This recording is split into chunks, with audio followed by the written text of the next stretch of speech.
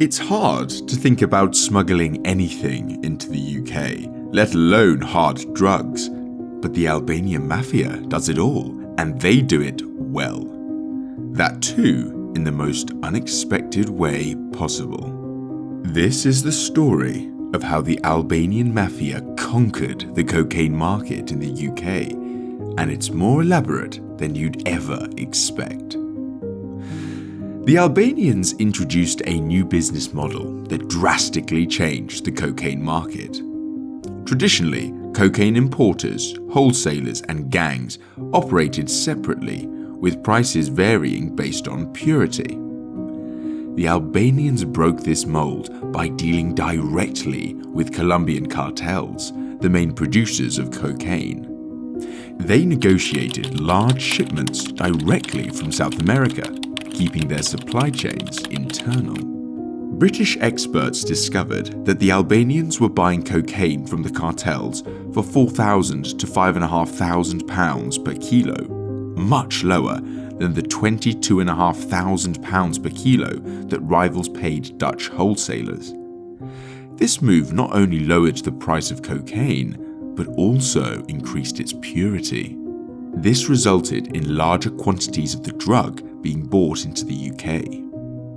They drove businesses out of the UK, quickly becoming the top sellers everywhere. This shift in the cocaine market, known as the Albanian effect, has had significant impacts. Cocaine in the UK is now cheaper than it has been since 1990 and purer than it has been in a decade, leading to a rise in drug-related deaths. The UK also has the highest number of young cocaine users in Europe. Additionally, there has been an increase in the size and frequency of cocaine shipments seized entering the UK, as cocaine production in South America has reached record levels, up 31% since 2016. But it's not as simple as it seems. Albanian criminal groups adopted a strategic approach to drug trafficking that sets them apart from other criminal organizations. Unlike British drug dealers who aim for fast profits at any cost, Albanian groups took a patient approach, focusing on maintaining high profit margins while offering lower prices for their products.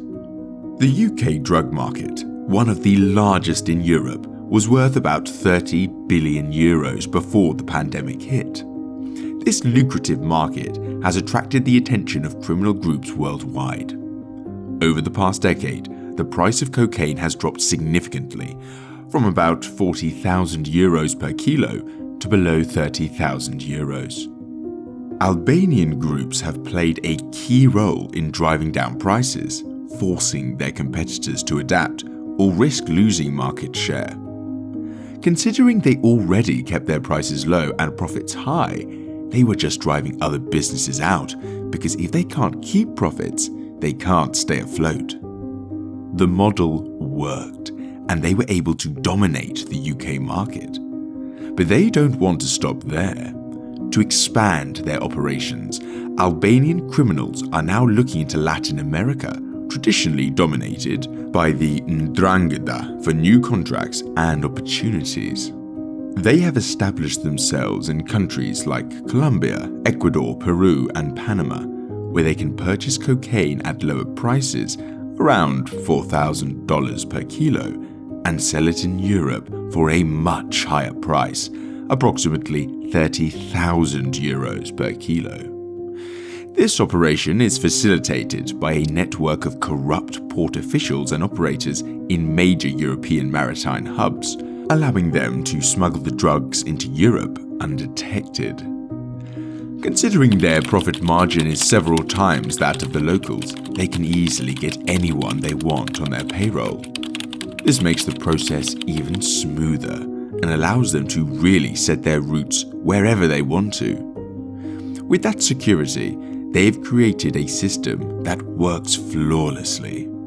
Getting the product ready for a new market is one thing, but for most people, getting it across the border is even harder. But that's not how it is for the Albanian Mafia. In the drug trafficking industry, cocaine is often concealed in various products like bananas, pineapples, and dried fruit, as well as metal or wooden objects. Once cocaine reaches Europe, it is relatively easy to extract, clean, and store. Kompania Bello, the Albanian drug cartel that was the focus of a specific operation and operates in several European countries, used two main methods for transporting drugs: the system and the dry. In the system method, a refrigerated container and a loading surface that could be lifted and welded again after hiding the cocaine were necessary. The drugs were then collected when the receiving company unloaded the container, typically filled with fruit or fish. In the dry method, a simple container was used, and the drugs were inserted much more quickly. In both cases, the cargo was retrieved after customs clearance outside the port. The drug traffickers had to control the companies involved in some way or have secure access to the warehouses where the containers were loaded and unloaded. There's a lot of risk involved here because if they lose control of the company, they could lose a lot of product. But that's why they've already got alternatives planned out. Another method, known as the rip-off, involves loading the drugs into suitcases or bags and placing them behind the container doors. The drugs are then collected either at sea or during a stop at a port. This method didn't actually need the involvement of the shipping companies, but is riskier as it can more easily be detected by scanners or other control systems. Unless you get the people at the ports on your payroll, which they easily could, and get easy access to whichever containers you wanted. Cocaine imported into the UK was usually shipped to Dutch or German ports, but sometimes it was sent directly to the UK. Yachts were sometimes used to dock during the summer season, especially in the ports of the south coast. Drug traffickers often split shipments, delivering large quantities to Rotterdam and smaller amounts to British ports, sometimes hiding the drugs in cars. They did whatever they had to do to get the product into the country, and it worked. They flooded the UK with cocaine, but that's only half the job done. The money they made had to be shipped back to the Albanian cartel somehow, right? That part isn't easy. The Albanian MAFIA employs various methods to launder their money, making it challenging to trace their assets. According to investigators, one common method involves exporting cash abroad, often using money transfer services like MoneyGram or Western Union. Bribing workers at these services allows them to convert large sums of money into smaller volumes of euros, which are then smuggled out of the UK. To invest money in South America, criminal organizations rely on professionals who help hide the money. One method involves using Chinese criminal associations to transfer cash to South America.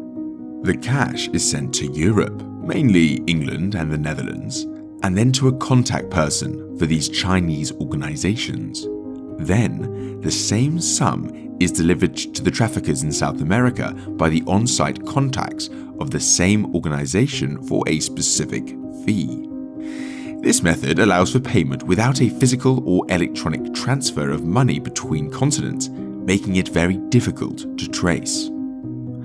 Similar money laundering methods have been observed in the United States, where Mexican drug cartels use Chinese financial brokers to launder money earned from cocaine sales. The process involves exchanging a secret word, a telephone number, and the unique serial number of a genuine $1 bill. The money ends up in the hands of the Chinese courier, who delivers it to a merchant with an account in China, while the cartel receives the equivalent amount in pesos or through the purchase of consumer products exported to Mexico.